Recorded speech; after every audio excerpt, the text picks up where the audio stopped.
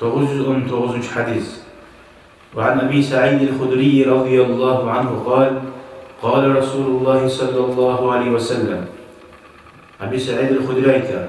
Peygamberimiz aleyhissalatu vesselam aytdı. Laqinu mevtakum la ilahe illallah. Siz o'lganlaringizga bana bir aytgan o'lmay turganlaringiz degan ko'pisi. Şolarga qilingna la ilahe illallahni aytib turibmiz degan. Qarang, bu hadisinde başqalığı birincisinde kimya ahir kalimasi bo'lsa dedi. Yani ne bir avda yoksa da, sana bir av aytmasa da uzun hareket etme tarafından duyulduğu hal vaktinde la ilahe illallah'ını aytıp durmalar. Neye sana? Yok kılığında. Kılığında adam var mısa, adam ölümüne ağusu açsız etti de baydı. Peygamber aleyhissalatu vesselam. Bayağı ölümüne ağularına, avrularına, kılığına adam kıynadı. Şu kalimanın hanta olup alıp olur. Avruğundan meşgul olur. O sali şu var kılığına bir Allah, la havle ve la kuvvete illa billah. Bir Allah, la ilahe illallah de kılığına bir Allah'tan kömekli şunu Allah'ını yüreğine salip durmak şu adamı.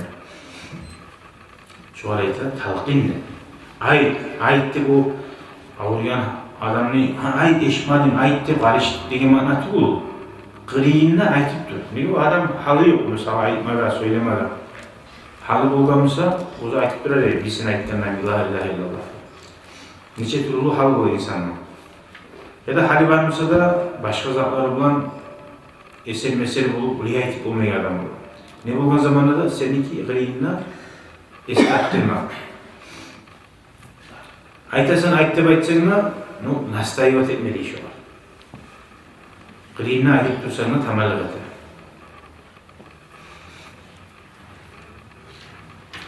Dağda imamlar aytgan şu hadisten mavtakum o'lganlaringizga qilingna şu diktabat etib aytingiz deganligi murad.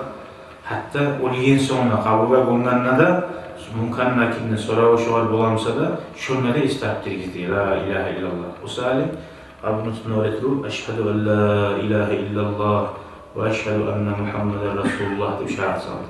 Man shahodat keltirdi.